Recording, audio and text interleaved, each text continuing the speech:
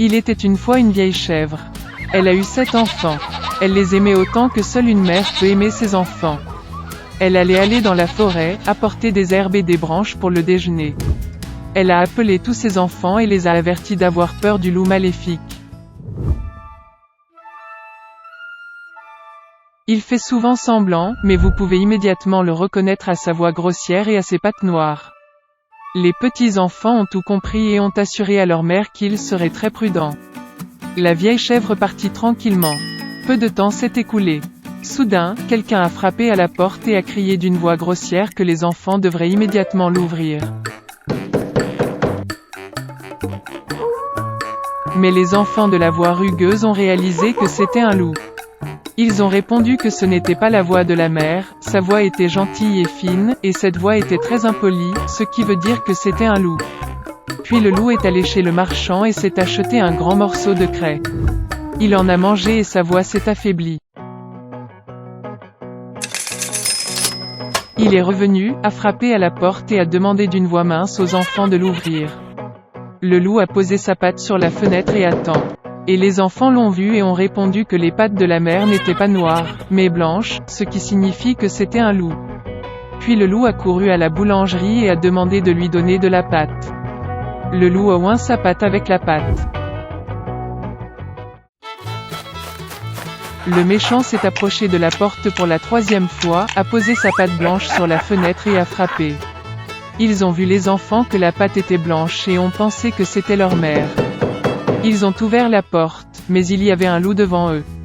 Ils ont eu peur et ont commencé à se disperser dans toutes les directions. Un enfant a sauté sous la table, un autre sur le lit, le 3e sur la cuisinière, le 4e dans la cuisine, le 5e dans le placard, le 6e sous l'évier et le 7e s'est caché dans l'horloge du grand-père. Mais le loup les trouva tous, ouvrit ses mâchoires et avala un à un. Une seule chose qu'il n'a pas trouvée, le plus jeune, qui s'est caché dans l'horloge. Après avoir mangé à sa faim, le loup est parti. Il s'allongea sur une prairie verte sous un arbre et s'endormit. Bientôt, une vieille chèvre rentra de la forêt. Oh, qu'est-ce qu'elle a vu là-bas? La porte était grande ouverte. La table, les chaises, les bancs ont été renversés, le lavabo a été cassé, les oreillers et les couvertures ont été jetés du lit. Elle a commencé à chercher ses enfants, mais elle n'a pu les trouver nulle part. Je les ai appelés par leur nom, mais personne n'a répondu. Elle s'approcha de l'horloge, et en réponse, il y eut une voix mince du plus jeune enfant. Elle l'a fait sortir de là et il a dit qu'un loup est venu et a mangé tout le monde. Comment la chèvre a pleuré pour ses pauvres enfants.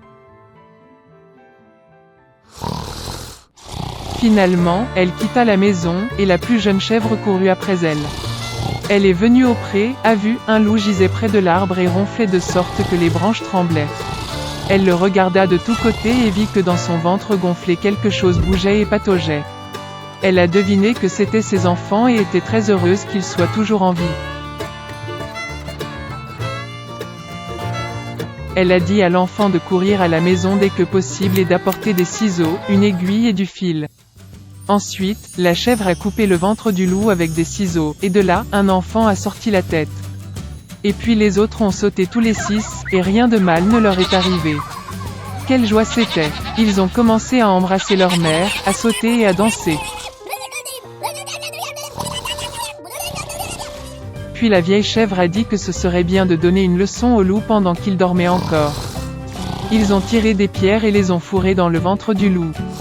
Une vieille chèvre a recousu son ventre, mais il n'a rien remarqué, n'a même jamais bougé.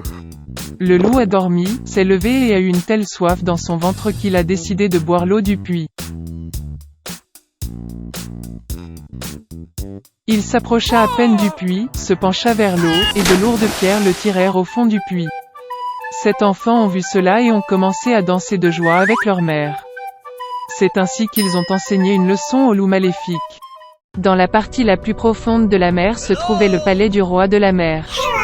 Et il avait 6 filles. Ils ont joué dans le jardin toute la journée. Contrairement aux autres princesses, la plus jeune était calme et maussade. Et son nom était la petite sirène. Surtout, elle adorait écouter des histoires sur le monde des gens. Traditionnellement, une sirène ne pouvait remonter à la surface que pour la première fois à son 16e anniversaire. Et maintenant, il est temps de voir la Terre et la plus jeune princesse. Elle a fait surface près du navire, chantant et musique venant du pont. C'était la première fois que la princesse voyait le navire. Dans la cabine du navire, la petite sirène remarqua un beau prince. Pendant longtemps, elle ne put le quitter des yeux. Soudain, une violente tempête a éclaté en mer. Le navire du prince a heurté un rocher et s'est brisé en morceaux.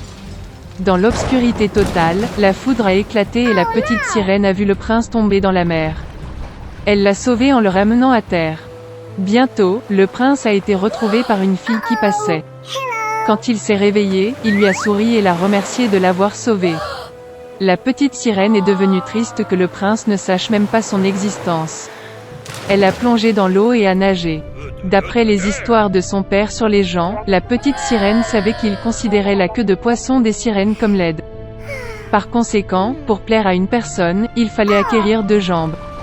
Le lendemain, la petite sirène est allée voir la sorcière des mers. La sorcière accepta de lui faire une potion qui transformerait la queue de poisson en une paire de jambes minces. La démarche de la princesse serait gracieuse, mais chaque pas qu'elle ferait lui apporterait une douleur insupportable. Et si le prince en épousait un autre, la petite sirène se transformerait en écume de mer. En retour, la sorcière a souhaité prendre sa merveilleuse voix de la jeune fille. La princesse était prête à tout pour être proche du prince, et elle accepta. Après avoir navigué vers le palais princier de nuit, la petite sirène a bu une boisson magique. Une vive douleur la traversa et elle s'évanouit. Se réveillant dans l'après-midi, la jeune fille a vu le prince devant elle, et baissant les yeux, a trouvé 2 pattes au lieu d'une queue de poisson. Le prince a essayé de savoir qui elle était et comment elle est arrivée ici, mais la petite sirène ne pouvait pas parler. Malgré sa démarche aérienne et sa belle danse, elle ressentait une douleur terrible dans ses jambes. Le prince s'attacha de plus en plus à la petite sirène, mais la traita toujours comme une petite fille douce. Il ne lui est jamais venu à l'esprit de faire d'elle sa femme.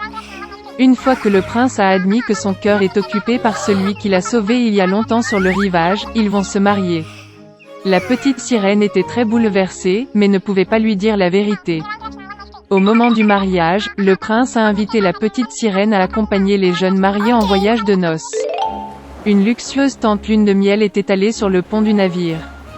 La petite sirène avait une dernière soirée pour être avec celui pour qui elle avait quitté sa maison, donné sa voix merveilleuse et enduré des tourments sans fin chaque jour. Mais il ne les a même pas remarqués.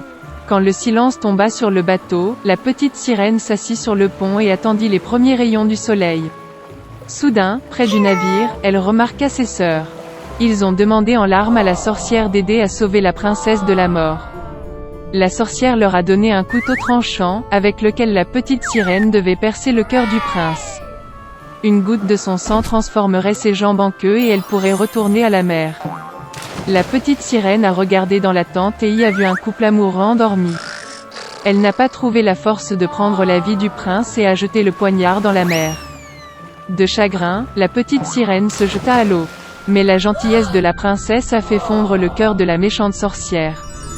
La sorcière a annulé son sort et la petite sirène avait à nouveau une queue de poisson au lieu de jambes humaines.